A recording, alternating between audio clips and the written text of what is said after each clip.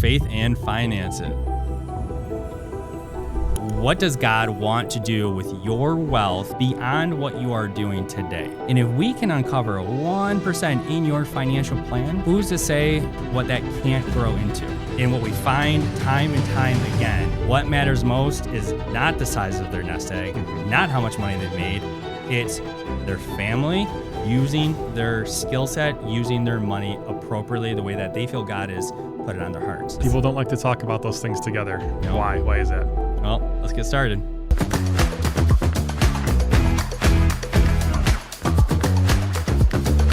Welcome back to the 1% podcast with Robert Young and Doug Cellini, my good friend and business partner. Doug, what are we talking about today? Today we're talking about faith and finances. Oh, it feels icky. It does. People don't like to talk about those things together. No. Why? Why is that? Well, let's get started. So we get asked quite often, what are the workshops we are putting on at faith-based organizations, specifically churches? We get invited to speak quite a bit about that. And sometimes people can feel a little ick about that because, oh, here's a couple of CFPs coming into the church. They're going to ask me to do investments. That is not what we're doing. Doug, why don't you give us kind of an overview of what this thing is called mustard seeds? Yeah, well, I think we take a step back further. So something that we have found in our practices that we have been taught how to build out financial plans, right? And we have been taught all the different laws, regulations. We've done all the studying. We've done everything that CFP needs to do in order to design a financial plan and uncover all the different scenarios and the holes in a person's financial life, but also to talk about their dreams or goals and help them build that bridge from A to C, right? How do we get there? How do we establish, and get to where they want to go? But what's really interesting is that nothing has ever been taught about faith. How do we reach their faith goals? How do we help them reach their goals that mean the most to them, right? Mm-hmm. So, because a lot of times when we see financial plans, we're working on building the nest egg larger, protections, making sure everything's set in place, and uncovering areas where we can do things that's just a tad bit better. I'm not going to get into the weeds too much on financial planning, so really a 30,000 foot view. But the conversations that you and I were having with clients go a lot deeper, right? And we both, I mean, it's usually a weekly occurrence in my office where I have a client, getting emotional in tears, talking about what matters most to them. And what we find time and time again is what matters most is not the size of their nest egg, not how much money they've made, not how much money they're putting away. It's their family, and it's them using their skill set, using their money appropriately the way that they feel God has put it on their hearts. And so that's where we were saying, well, wow, I saw this problem with a lot of local churches where like, man, why aren't our local parishes doing more in the financial education? Because we see churches, we see private schools struggling with income, struggling to get money in. Yet, when I'm in the pews on Sunday, I see a lot of gray hairs. I see a lot of older people in the pews, and I'm just looking around and just knowing finances. I know there's a lot of money in that church. So where's that disconnect?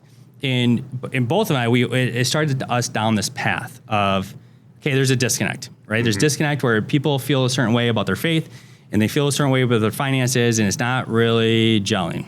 Okay, and so that's where we just really started discerning on, okay, how can we fill that space? What can we do from our standpoint as CFPs where we can go into parishes and churches and help with stewardship, help increase stewardship, help the parishioners understand their finances better, and really start using our skill set for the greater good, using our skill set for what we feel God is calling us to do.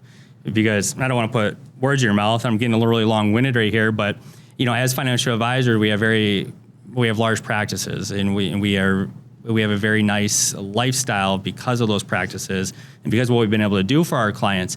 And as business owners, we have a couple of paths that we could take. We could be just complacent and say, "Yep, this is it," and just kind of be good with where we're at. We could continue building our business because we're competitive guys and we all want to help other people, and so we can continue building it. but for what cause, right? And so for us, we're both men of faith, and we both have families, and we don't want to be stretching ourselves so thin just for the almighty dollar and just building it just to make more money, more money. And that's where we both were very turned off, because we don't like those two options. So we're like, well, what's that third option? And it's, okay, we have a skill set.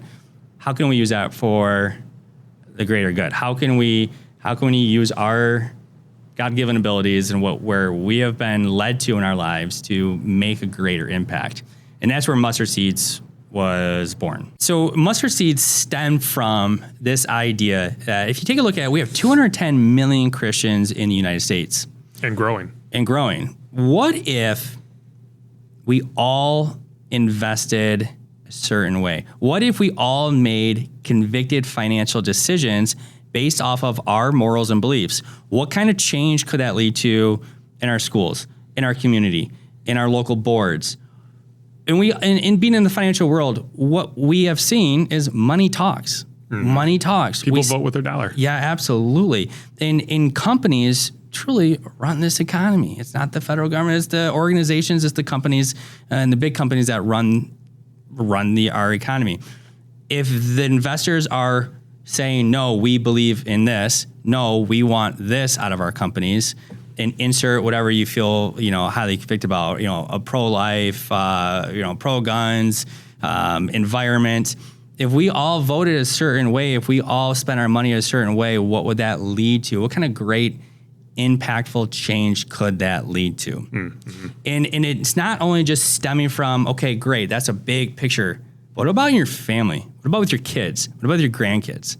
How would their futures be changing if they saw mom and dad spending their money a certain way, investing a certain way, giving a certain way? What would those conversations at the dinner table look like? What about grandma and grandpa if they're sitting the kids down with that birthday money and talking about a plan? Right? Talking about investing, talking about different strategies. Learning the true value of a dollar. We hear that time and time again from our business owners. Absolutely. Looking at giving. What if we uncovered so much 1% inside client accounts, inside your portfolios, inside your financial plan, that the next time you saw that homeless person on the street, you had the extra money to give? Or when the second collection basket goes around at church, you have the extra money to give, right? Or just even changing that mindset. How would we be teaching the future generations?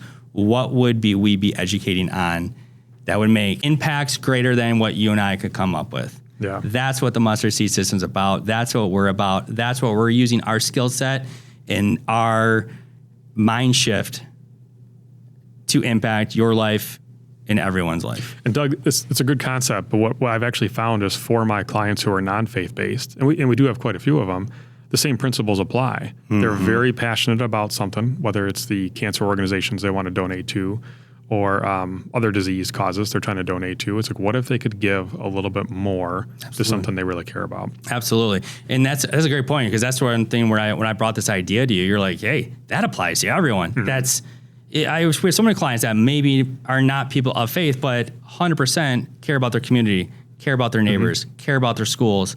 And 100%, what if we just looked at our finances through a different lens? What if we put that extra work into building out the best plan possible for yourself, for your family, for your future? That's what we're about. That's what Mustard Seeds is about. And we're excited to share those steps. So let's get into it. Mm-hmm. And you have a great acronym that I'd like you to share. The SOW, S-O-W. Yeah, S-O-W. And it really ties into the Mustard Seeds analogy that we'll make here when we get into it. But so what does SOW mean? What are we doing with SOW? Yeah, and we kind of came up with this through a conversation where we were dealing with some clients who were very charitably inclined for either an organization or for something they were very passionate about or their church. And it became very clear that the thing that they felt most compelled to do was to be able to give more, and that's where Mustard Seed was kind of brought from that second leg of that conversation. So SOW is becoming a steward of your wealth, and not really taking ownership of it, but how can you, as you say, create more space within your picture to do more good. So becoming a good steward of your wealth, optimizing your wealth, and then witnessing the impact of what your wealth can do. So many times I've had clients come to me and say, I want to write a check for a certain organization. We'll run the plan. Then I'll say, well, would you like to double the check and not impact your financial situation? And that's a very meaningful thing if they can make more impact with the same plan and not off-put their plan in any way. So we talk about that with clients fairly often, as well as business owners, because oftentimes business owners are not fully utilizing their business to make a meaningful impact in communities. And they want to. They want to make that meaningful impact. They want to give back to the community that's made them successful. Yep.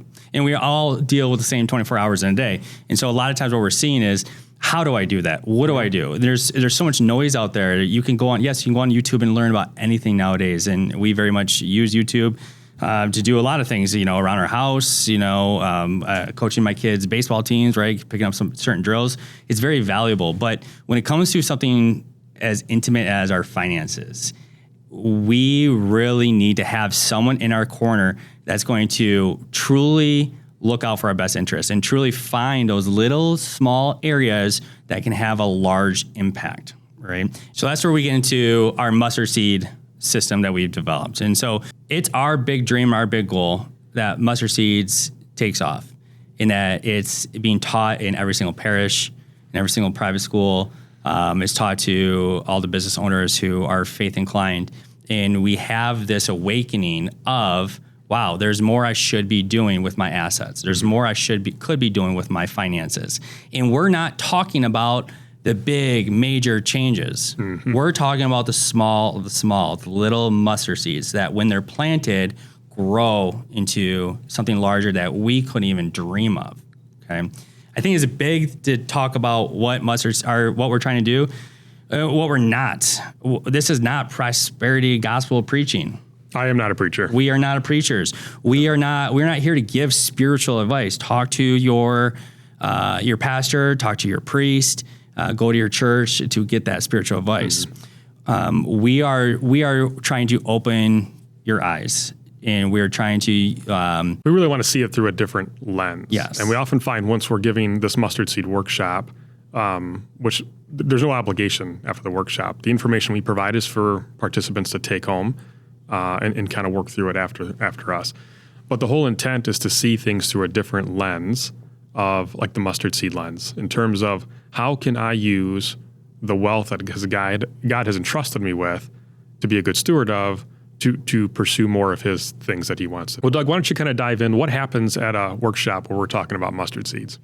So the biggest thing with mustard seeds is that we're applying the financial planning process to your spiritual life, to your faith, and adding scripture into it, so you can really discern into what could I or what should I be doing better with my finances.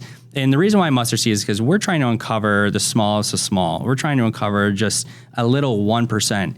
And if we can uncover 1% in your financial plan, who's to say what that can't grow into? Mm-hmm. Right. And I think that's where we need to, as a society, start really looking at things a little bit differently, because too often we see the business owners when they're in their massive businesses, and we're like, wow, that's amazing. But what you don't see is that little mindset shift that they've made early on in their career that led to that massive growth, right? It's that whole, you see the tip of the iceberg, but you don't see the 90% that's underneath the water, right? I can give you analogy after analogy, but we want to be doing the same thing with our finances, okay?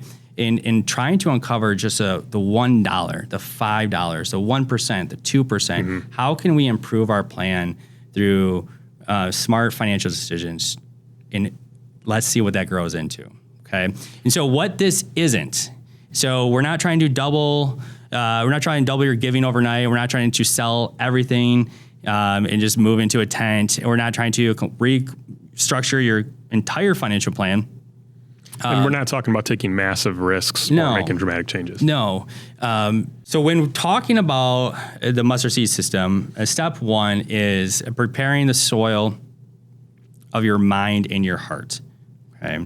And this is where we are looking at Psalm 24:1. The earth is the Lord's and all it holds, the world and those who dwell in it. So all provision ultimately comes from God. We are simply stewards, not owners of our God-given wealth, we are renting, right? And I think the really big thing with that first step is understanding and coming into that mind shift, changing the mindset on, yes, I've worked hard for everything I have. Yes, I've stayed up late, worked long hours, first one in, first one or last one out type mentality, always getting it done. But at the end of the day, the things that I have in my life and the air that I'm breathing, recognizing that, okay, this was given to me. Like this was allowed by God. So having that mindset shift and looking at our finances with that lens, what are some things that we should be looking at then by having that lens open for us? I have some things in my mind that I know personally, but why don't you give us some examples of, if I truly have that mindset of this is not mine, how does that change what I do? Yeah, so think about it almost from what we do. It's easy to manage the size of assets we manage, and it might sound sizable to people who don't do it, but it's not ours. It's easy to provide advice on something that is not yours. It's easier to give away something that's not yours. So if you consider your assets the same, it's not mine, I'm just entrusted with it, it's much easier to provide that giving or use those assets in a way that is not necessarily for your own benefit, but for a greater good. And we find too, a lot of times when we're talking to congregations or other groups, we hear there's a lot of resonance with that because people have a desire to give more. They don't really know where to start. And the mustard seed kind of sets them down that path. So a couple examples might be, and we're not talking about, don't drink a coffee on Friday and that dollar is going to make you a millionaire. It's a bit different than that. It's, if I can make slightly better decisions with my wealth and my financial plan, how can I plant that seed to grow into something much greater down the road? So we just had an interview with a couple of construction, and we found that, because there's family foundations today that are making dramatic impact, they were started 30, 40, 50 years ago by great-grandparents with a very small endowment that has now grown into something much more impactful. And that's kind of part of what we're talking about as well. Yep. Yeah, and when I think about how would that, going off of that example, it starts with a mindset shift. I mean, I can't say enough. If you're on a weight loss program, if you're trying to get in shape, the first decision that you truly make is you're shifting your mind. You're shifting your mindset, and you're saying, okay, I'm going to become healthier. I'm going to get up and I'm going to go to the gym tomorrow. I'm going to do this workout program. I'm going to eat this certain way, right? It's that mindset shift. And we want to take that same mindset shift when we're talking about our finances. And so now if I'm saying to myself, okay, and we're both, working on this ourselves, right? This is, practice what we preach. Practice what we preach, right? I have a really bad habit of, I love when I get gas, I'm going to go into that gas station and I'm going to buy the $3 20-ounce pop, right? I'm going to buy maybe a little candy bar I shouldn't have as well, right? Pay extra money for it. And when I look at things through the lens of stewardship and using the resources that have been given to me appropriately, I find it on my heart that that's not appropriate use of my finances. Not that I shouldn't have a pop or a candy bar, but if I would have just planned better, if I would just been a little more forward thinking, if I know this is what I'm going to do, don't go and make that purchase. Have the candy bars already bought, have a bulk purchase, have a 12-pack, right? Readily accessible at my house, have it with me, where now I can save a couple more bucks. And I know it sounds minor, but it's the mindset of what you're talking about. It's the mindset, and we really have to have that mindset in everything that we do and be cognizant in everything that we do. And so now we look at a financial plan. So now if we're looking at a mid-70-year-old that has to take their required minimum distribution out of their IRA this year. Whether you need it or not. Whether you need it or not, when I'm looking at that their financial plan, I see this quite a bit where that person is giving to their church, giving to their charity of choice out of their checking account.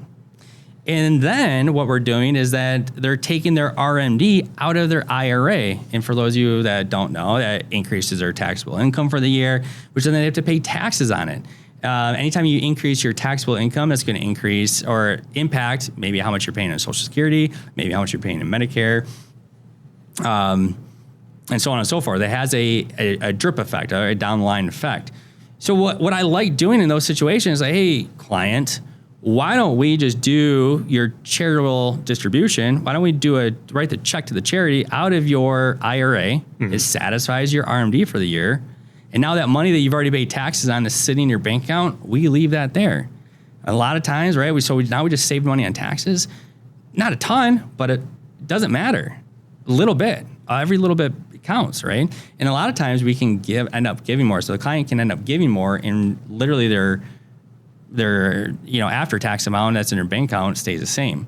That's what Mustard Seeds is about. That's what that mindset shift is about. It's we got this crazy game of finances that the IRS and the SEC gives us to play. Lots of rules and lots of rules, lots of red tape, lots of regulation. That doesn't mean we shouldn't be playing it to the best of our abilities. And I would say too, it's not for us to tell you what to do with the extra 1% that we can dig up, or the minute percents, or more than 1%. Oftentimes we find multiples of it. And we had this conversation a while ago. I was working with a client who wanted to take more mission trips throughout the year. So we uncovered quite a bit more opportunity in their plan through their business than others. And then through some Roth conversion strategies, it was several $100,000 in taxes they were going to save over the course of their life. And so, great, what do I do with it? I said, well, it's not for me to tell you. That's for you to sort out. What is your passion about? Do you want to give it to your church? Do you want to give it to the mission organization you're working with? Do you want to go on more missions yourself? And that's oftentimes the hard part of finding extra on 1% is they have to discern what they want to do with it. Which is step 2 of the mustard seed process, right? It's now on to you to discern what God wants to do through you, right? How are your talents going to be used for God's greater glory? And so 1 Peter 1:15 says, but as he who called you is holy, be holy yourself in every aspect of your conduct. And that's every aspect of our conduct, everything that we do, right? We're striving to be holy. We all fall short, right? And this is not us being up here saying, hey, look at us, right? We're holy as holy. No, we're all striving to be holy in every aspect of our lives. And that's even with our finances. And so when we're discerning, we all have something very unique that's placed on our hearts that we feel very passionate about, something that we feel very convicted about. It's very much up to you as a steward to discern, what am I supposed to be doing with my skills, with my talents, with my wealth, with anything that has been given to me by God and entrusted me by God. And so these answers, like what you just mentioned prior, we're not here to tell you what that is. We're not here to tell you where to give your money, how to set that up. Where we come into play is we want to understand what is most important to you, what you feel you need to be doing by discerning, and then what financial strategies can we implement, can we change to get you there, right? Without impacting your situation. Without impacting your situation, or maybe impacting your situation. Maybe we want to do 180. Maybe we want to do a 0.5%, yeah, it 1% depends on the change. individual. So I'm a big fan of step 3. Step 3 is where things get really interesting for me. So I'm a former engineer from lithium-ion batteries turned financial advisor. I tell people I'm a recovering engineer because I don't think you ever stop being an engineer, and the mindset never changes. So step 3, sow your mustard seeds. This is the one that resonates with me really strongly. So sow your seed in the morning, and at evening, let your hands not be idle. Why does that resonate with me? Because the things that have been put into place years ago now have a greater impact than they ever did when they were put into place. So if you plant a small mustard seed today, it grows into this fantastic volume of a bush. Your finances work the same way. What impact do you want to have and continue having for a legacy? And some of the organizations we worked with or families have created family foundations and funded them. So now that they've given away a massive amount of their wealth so that they can make a dramatic impact for years to come. And to others, that might seem like a great amount of wealth. To them, it was a very small portion of what they had, but they still gave it away to grow it for the greater good. So 1% is kind of different based on who you're talking to and what their wealth is. But 1% is still 1%. Yeah. You don't have to start with $1 million to make the type of impact you want to make. Right. And it's really just like that mindset, right? And it's that I'm going to work my tail off with my finances to uncover that 1% change, right? And so we're going to want to we're going to want to go through and do a cash flow assessment. We're going to want to do a retirement plan. We're going to want to go through and look at a risk assessment, investment selections, an income strategy, estate planning, tax strategies. We're going to want to just really uncover every single stone and rock that we absolutely can. List out a priority list, like what's most important to you based off that discernment, and then we start attacking. And we started saying, okay, what are some ways that we can do things a little bit better? I think about some of our business owners that we have that have over 100 employees. We are running this a lot with it being 2026. It's a restatement year. It's a restatement year. They have to redo their paperwork anyways for their for their 401ks. And what we're finding is, wow, so every single business owner who has over 100 employees has to do an audit every single year on their 401k. Upwards, 15, 20. We've seen as high as $28,000. Yep. Sometimes more if you're with a private equity firm and they have multiple companies under there. That bill per company could be $28,000 per. You could be running up into the $200,000-$300,000 range if you're a private equity firm. And so I believe it was the Secure Act of 2019 that basically allowed for what's called a PEP, a pooled employer plan. And what they're allowed to do is multiple employers come together into a PEP, a pooled employer plan, and it rules out you don't have to do the audit. You don't have to get an audit anymore because it takes the fiduciary responsibility away from that business owner. Mm-hmm. There's no more 5,500 filing. There's no more all the admin costs, but the time. The HR time involved to go back and forth with auditors and file 5,500s. It's not an efficient use of their time. No. If you're a business owner, you do not want your employees spending time on that. It's not a productive task. At the same time, they do need to be cautious because if they don't follow the rules and regulations of a standard 401k, they could lose the status of that particular plan, and it would result in some pretty bad things financially. So you either have to get it audited or you have to move to a solution that doesn't require an audit. So specifically, business owners that we work with have been kind of leaning towards that. So if you're running a blue-collar construction company and you have hundreds of employees working for you, you don't necessarily want to spend your time doing all the 401k stuff. Offload that to a PEP, and it's a pretty significant advantage to them. Yeah, and so whenever we talk about 401ks and retirement plans with business owners, you almost see that they don't want to deal with it. They don't want to deal with it, and it's because it's painful. But as any business owner knows, I don't care how much revenue you're bringing in. Some of our guys are bringing in 10 to 20 million a year in gross revenue. A $30,000 savings, a $15,000 savings is a savings, right? And every business owner recognizes that the amount of work and effort it took to get where they are at, that's not lost on them. That's not, who cares, right? So I'll give one more example to that, and then we'll get back into the mustard seed stuff, is nonprofits. They're already running a very tight ship. Oh, yeah. So think about what happens if they're on their 99th employee and they know, or maybe they don't know, that once they reach a certain number of employees, whether it's 100 or 135, if they have to do a mandatory ERISA audit and they haven't budgeted for it, for the time or the finances, well, now they can be a little bit of a troublesome spot. And we often find, too, that nonprofits could probably use that $28,000 audit cost in much better ways than spending it on an audit, which is where the PEPs kind of come into play. Yeah, and we're focusing right now on giving examples on business owners, and we can get into nerd talk a little too much into the weeds. But these are real life examples that through changing that mindset, discerning, and now sowing your seeds, right, and find those little mustard seeds. What actual strategies and implementations can you make in your current plan? So and we talk about step number 4. We start talking about work the land. This is the work part of what we're talking about. So that might not seem like an issue to the individual who has that $4 to $8 million 401k. So, well, my kids are going to inherit it. It'll be their problem.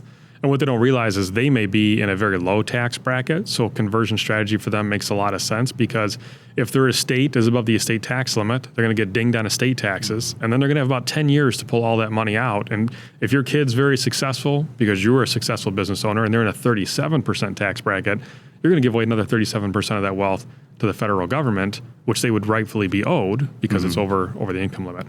And we're saying we want to pay taxes. Paying taxes, I mean, there's a lot of good that taxes do. You have to. We have to pay our taxes.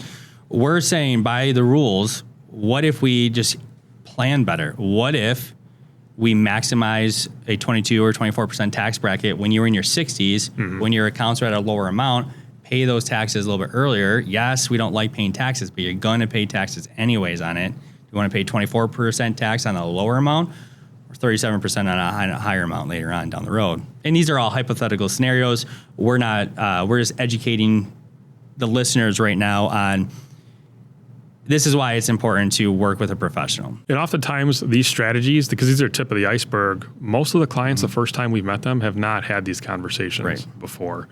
We don't utilize all of them in every client situation. No.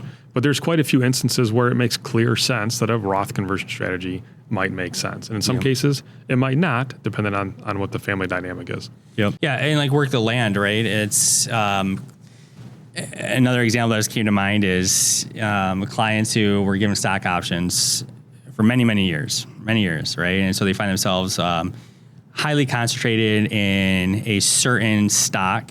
So they go to retire and they have a large amount with that certain stock. But their cost basis is so low that it doesn't make sense for us to just unload that whole stock right away.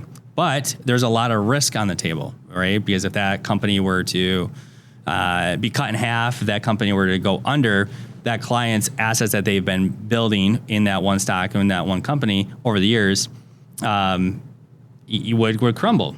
So what do we do? Well, it's, again, let's look at a financial strategy using options, right? And we could write call options, put options on that position that helps protect it. And we don't even want to get into option trading right now. There's a lot of risk involved, but in certain situations, we actually use it to offset risk. And we use it to potentially get a little more income as well. But these are ways where sometimes when we want to uncover that 1%, it's not about making more, but what about protecting more? And when we talk about step 4 is working that land, it's on us to put in the time, put in the effort.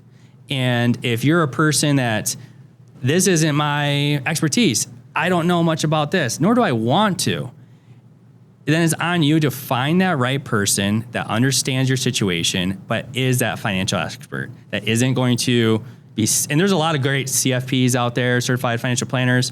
There's many that we know that we would recommend anybody to, and our family members too. So we want to find that right person that understands us and our situation that we gel with. Yeah, so I think we talk a lot about generational wealth as well. I see a big concern with a lot of clients who have worked very hard to build up a significant amount of wealth. Their biggest concern is, are my kids prepared? And the kids are grown adults at this point, but are they prepared for the responsibility that comes with it? And are they going to continue the giving strategy and being a steward of this wealth as I am? So we spend a lot of time on education with the future generations. We will often have multi-family generational meetings to talk about what the true goal of the wealth is. We talk about protection of that wealth. We want to make sure that the next generation doesn't decide he needs a bunch of toys or small remote islands to go play on, and then none of the goals are actually met. We say that facetiously, but there's a big internet trend out there where everybody's got a Lamborghini, everybody's got a Ferrari, and so what do they want? They want the big shiny toy instead of kind of working the land like their parents did. And we talk about elimination. Let's remove some of the bad financial habits, the bad beliefs, and the bad decisions that would kind of deplete that wealth away from that goal. Yeah, it's such a great point here, right? Because when we talk about, again, going back to that mindset shift and what are we doing to educate the next generation, right? And so, okay, great. You've built this great nest egg and you're comfortable and you're giving and you're being a steward of your wealth. Awesome. What's that next thing that you should be doing? How are you educating your kids, your grandkids, your great-grandkids? And maybe if you can't educate them, who are you putting in front of them to educate them, to teach them? So that way, that mindset that you have created of stewarding your wealth, of giving to charities, of helping the greater good, using the resources given to you by God and for God's glory, how are you passing on that education to that next generation? And that's a great way to, again, grow your wealth by 1%. And we weren't even talking about actually growing the assets. No, like when we talk about your wealth, your assets, I mean, your lifestyle, your family, I mean, everything comes into play there. Yeah. And we should always be working the land, right? right? So we sowed our seeds. Now we need to work that land. What is that? And it's constantly changing, right? Which is why we get to, step 5, and it's, rest and reset. Hebrews 4, 9 through 10. Therefore, a Sabbath rest still remains for the people of God, and whoever enters into God's rest rests for his own works as God did from his, right? So we rest on the Sabbath. And so what does that mean with our finances, right? We take a step back and we witness. Mm-hmm. And we just witness what the education with our kiddos has done, right? We witness the giving to the charities, the working the charitable events. Maybe it's even simpler than that. Maybe going back to my stopping at the gas station for my pops, how much more money now do I have in my bank account? Well, it's not even about the money in that aspect. Right. Think about what we're teaching our kids to do that, right? Is that a good use of money for them to follow as well, or is it a better use to do something else with it? I think about fitness as the same way. You often find that parents who are very fitness minded and make it a part of their lives, their kids inherently pick up those good habits, and it just becomes good habits for them. They don't have to get into a routine of doing it. The same is true for your finances. You got to teach them good habits. And by resting, now what else has happened? We go back to square one, right? Where what did you learn throughout this whole process, right? You went from step 1 to step 5. You change your mindset. You discerned on what God wanted you to do in your financial plan, in the life that you're in right now. You sowed your seeds, you worked the land, and now you're in this state of you're resting, right? Now what? What we find a lot in our rest is that's where growth happens again. Mm-hmm. And now you're called to something bigger, something greater. I know we've seen in our lives, sure, anybody listening has seen in their lives that you're being called to something bigger, something greater. And guess what happens? You start from square one again, right? And what else happens, Doug, is they start to share everything they've done, and other people want that as well. Mm-hmm. So let's go back to the initial concept. If all 210 million Christians across the U.S. had the same mindset of being a steward of their wealth, and then you find out your neighbor says, I would like to be charitably inclined. Mm-hmm. I don't know who to give to. Mm-hmm. Maybe your position at that point is to introduce him to something that would resonate with him, or introduce him to a professional that would help him reach that goal as well. So we certainly don't want to be, these are not Metro Detroit's best kept secrets. We want this information out there so that they can continue to follow the mustard seed process with or without us. Absolutely. I think a lot too, when we talk about discipleship, right? And stewardship is, at the end of the day, is stewardship is sharing and giving and, helping out the greater community. And I think about we're all called to be disciples as well. And so if you find yourself impacted, right, by something, you want to share it with others. And that's what we ask. If you've gotten any positive results from listening today, if you've had an aha moment, share it with a friend, share this concept, share this mindset, talk about it, right? This whole idea of there's ickiness with faith and finances, right? Mm-hmm. There's an ickiness, and we're saying no. We want to dive into it. We want to meet it head on, and again, there's no promises that things are going to work out better. There's no promises that you're going to make more money. There's no promises that this is going to be beneficial. In summary, with our mustard seed system, when you're looking at your finances through that different lens, and you're looking at it now, you're sowing the seeds, right? So you're looking at it from a stewardship lens, you're optimizing your wealth, and you're able to then witness what that wealth or what that your assets can do. Now planting that mustard seed and growing it to some significance, we're asking you to take some time and reflect and truly ask yourself the question, what is God calling me to do with my finances?